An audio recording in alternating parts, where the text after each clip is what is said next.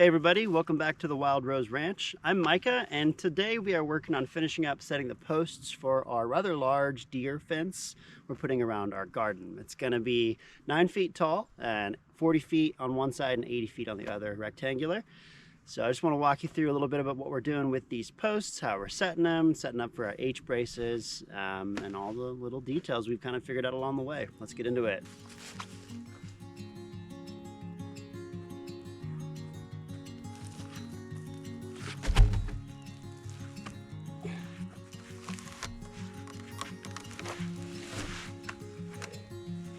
Maybe do that part with a friend. When setting any kind of fence post, especially bigger ones like this, I like to brace them up using either a 1x material or 2x material. These are just the 2x4s we're going to use on our gate. And we're going to put one on two faces here to brace it off the ground and stake it to the ground so I can level it and keep it level. So while I'm backfilling, this post isn't wobbling around on me. So I like to put my brace on the downhill side when there's a slope so that you're working with gravity instead of against it. And don't worry about squaring it with the first one. And just make sure you're not touching right here, otherwise you can't adjust them. Okay, you just put one screw in it so you can rotate it, adjust it, get that kind of close. Just take your level, just square up. If you need to go this way, you can just pull the brace in. That's pretty good.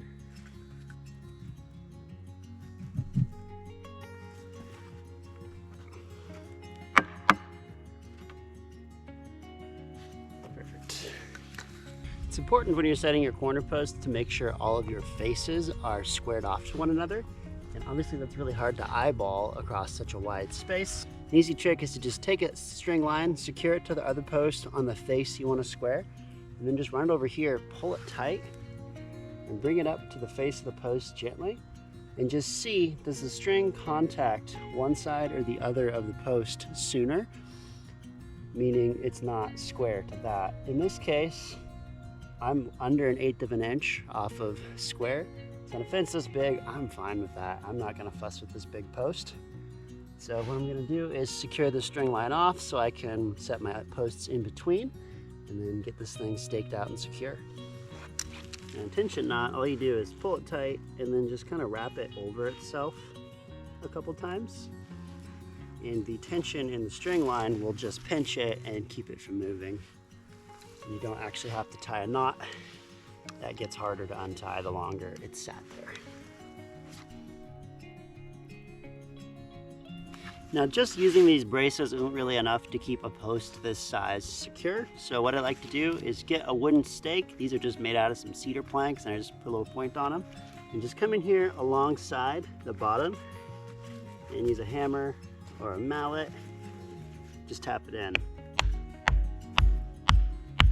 Trying to be gentle so you don't slam this brace out of position, but we can always tweak it.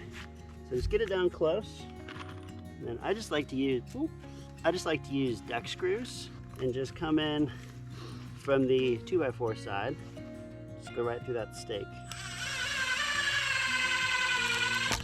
and split it just like that. You don't need to crank on it. You don't want to pull anything out of square. All this is doing is just reinforcing this a bit.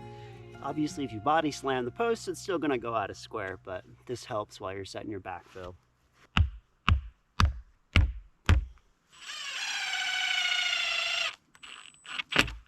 So I just finished setting the remaining posts on this side. Got everything braced up, squared to our string line. And it's time to do some backfill, but I want to talk about a few different backfill options first. So when you're setting posts, you have 3 different backfill options typically. You can either take the soil from drilling your hole and just tamp it back down into the hole around the post. You can use gravel, typically like a 3/4 minus gravel, and dump it in and every 4 to 6 inches compact each layer. Or you can use just concrete and just pour all around the post with concrete. They all have different pros and cons. Dirt, it's going to be your weakest holding power, but it will be the easiest and the quickest. So for a shorter field fence post, I might do that. But with these 12-foot posts going in the ground being so heavy, I'm worried about them not staying square with just using soil. The drainage with soil, I would say, is moderately good. Not great, not bad. With gravel, you're gonna get better holding strength than dirt and the best drainage, but it's still not gonna be perfect holding strength. I almost did gravel here, but instead we're gonna go with concrete, which gives you the most holding strength on the post, but probably the worst drainage. A few things you can do to try to make it not rot the post out as quickly as it could with concrete. The reason I'm doing that is these posts are so tall and so heavy, they're going to go out of square very easily over time. And I really want to keep this thing looking good for 10, 20 years. So let me show you how we do concrete. So the first thing when mixing your own concrete, wear a mask. You don't want to be huffing lime and calcium.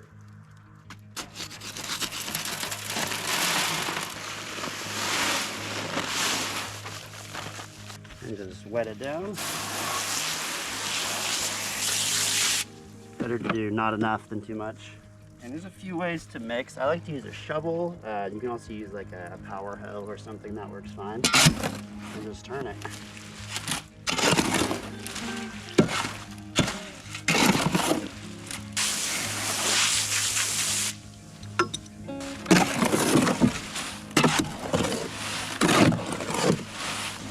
That's pretty good. I like it to be just thick enough to sort of hold the shape of the shovel as you rub it on the top.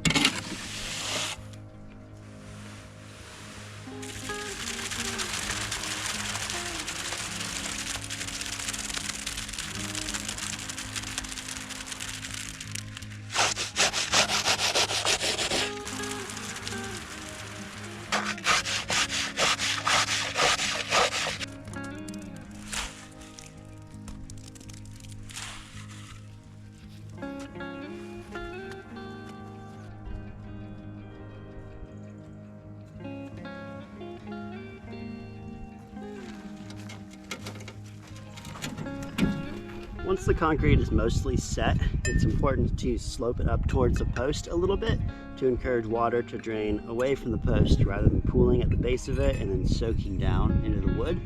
This will significantly improve the life of the post in the ground and slow down the rate at which it rots.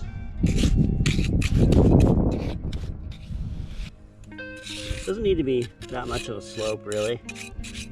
Just enough for gravity to do its thing.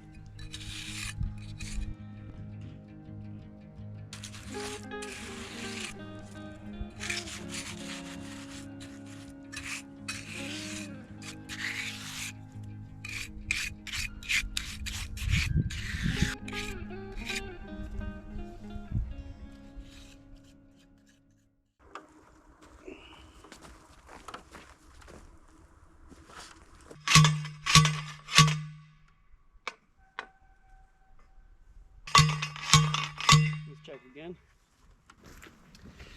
So we're using 10-foot T-stakes in between the H-braces on the corners, set every 10 feet apart. I'm gonna actually start this one by hand a bit. You didn't tell me that my collar was inside out. Oh, I didn't know it. And then my assistant is helping us stay square. Assistant. My wife. You're the assistant to the regional wife.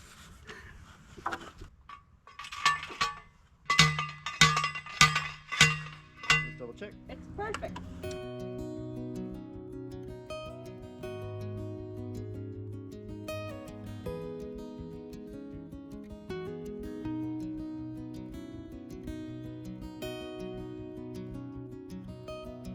All right, we just finished pounding in all of our T-stakes. I pounded them in 2 feet, so there's 8 feet above ground, 2 feet underground, and we're gonna secure the rolled deer fence to it, which is 8 feet tall, and then do a strand of wire at 9 feet between the square posts that will go above the T-posts. I've heard deer might try to jump 8, 9 is much less likely, especially if we put some ribbons on that top wire. So that is the plan. The T-stakes were predictably very challenging to keep square. Any root or rock in the ground wanted to knock them out. So I'd say out of the 12 that we drove, we got 10 of them nice, and we got 2 in this line that are all curse launch. But once they're in the ground, you're sort of committed. So next step is to get set up to set our H braces. We're gonna be doing 4x4 cross members, horizontal pieces, and then running high tension wire diagonally across that and using gripples to tighten the wire. And we'll show you that here in a bit.